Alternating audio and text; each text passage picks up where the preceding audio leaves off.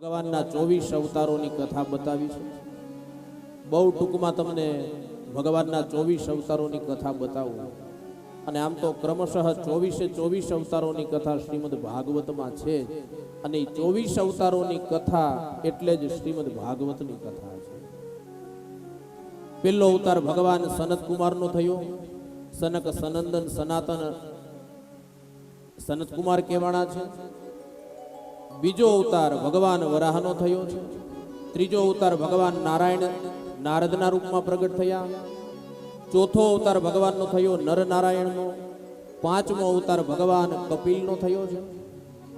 છઠ્ઠો અવતાર ભગવાનનો દત્તાત્રેય તરીકે થયો છે। સાતમો અવતાર ભગવાનનો યજ્ઞ નારાયણ તરીકે થયો છે।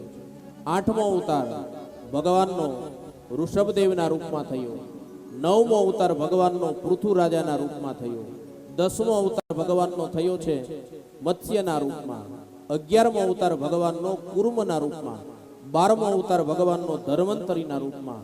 13મો અવતાર ભગવાનનો મોહિનીના રૂપમાં થયો છે। 14મો અવતાર ભગવાન ઋષિ રૂપે પ્રગટ થયા। 15મો અવતાર ભગવાન વામન રૂપે પ્રગટ થયા। 16મો અવતાર ભગવાન પરશુરામ રૂપે પ્રગટ થયા। 17મો અવતાર ભગવાન વેદ વ્યાસ રૂપે પ્રગટ થયા। 18મો અવતાર ભગવાન મર્યાદાનું પાલન કરવા રામજી બનીને પધાર્યા છે। 19મો અવતાર ભગવાન બલરામ બનીને પ્રગટ થયા।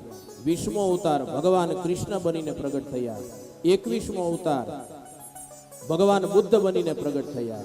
22 અને 23મો અવતાર સ્થૂલ અને સૂક્ષ્મ રૂપે થયો।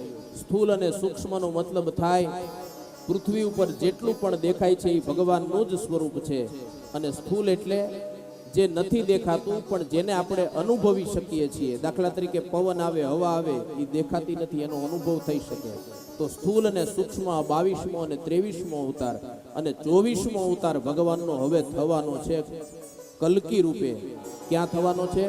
ઉત્તર પ્રદેશમાં સંબલપુર ગામની અંદર વિષ્ણુ યશા બ્રાહ્મણને ત્યાં થશે। 4,32,000 વર્ષ જ્યારે કળયુગના પૂર્ણ થશે ત્યારે ભગવાન કલ્કી રૂપે પ્રગટ થશે।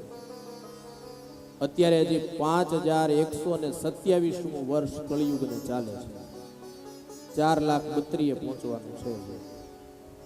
એ 24 અવતારોની કથા બતાવી છે। એ 24 અવતારોની કથા જે કોઈ વ્યક્તિ પ્રાતઃકાલ મધ્યાહનકાલ અને સાયંકાલના સમયે સાંભળે અથવા તો આ કથાનો પાઠ કરે તો ભગવાન એને પરમ ધામની પ્રાપ્તિ કરાવી એના મનની તમામ ઈચ્છાઓને પૂર્ણ કરે એવું શ્રીમદ ભાગવત લખે છે।